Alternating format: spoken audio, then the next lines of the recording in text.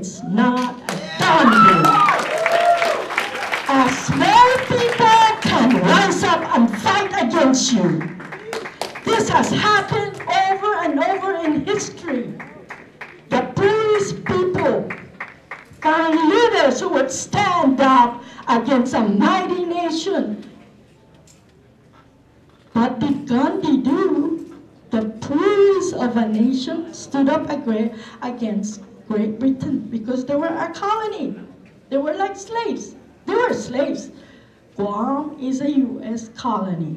At last night's draft environmental impact statement, or DEIS public hearing, speaker after speaker raised concerns about the buildup, ranging from the dredging of the Upper Harbor to land acquisition.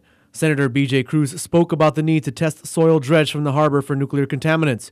According to the senator, although the extensive tests were done for the presence of metals, none have been conducted for the presence of nuclear waste. In 1975, there was a huge spill by the Proteus, and when the Geiger counters went down to test it, it was 50 times the accepted level. And all that has settled down, and with all that you're going to be digging up, how much of that are you going to unearth? And how much more has been dumped over the subsequent years, or even previous to that?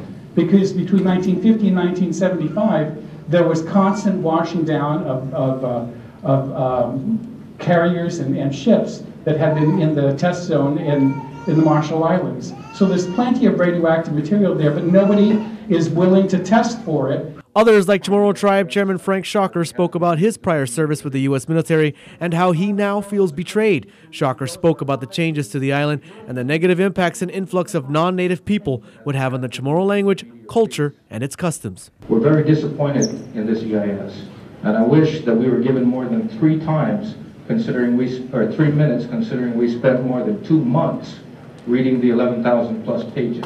Other concerns brought up by various speakers included concerns about the limited water resources, contamination of the island and its aquifer, salinization of the aquifer, the acquisition of land, the access to hiking trails and traditional fishing and hunting grounds, and the overall environmental impacts to the island.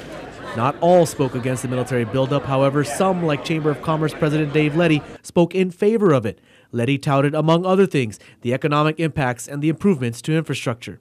The Chamber has put together a brief bullet paper entitled 14 Reasons Why We Need the Military Buildup for submission at today's hearing, which in simple terms states how the buildup on Guam will affect employment, government revenues, local infrastructure, healthcare, and the general prosperity of our island. JIGPO DC Chief of Staff Colonel Paul Pond assured the audience that no final decisions will be made until the record of decision is signed in July. Though no decisions have been made, we will continue to engage in discussions with the government of Guam, the Guam legislature, and with potentially affected private citizens. No matter the outcome, we share Guam's desire to negotiate in good faith and will follow all federal laws and regulations related to land acquisition.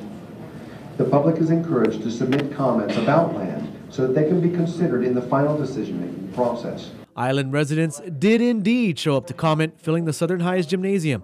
Most of the comments given were either against the buildup as a whole or against specific sections of the DEIS. Clint Rogel, PNC News.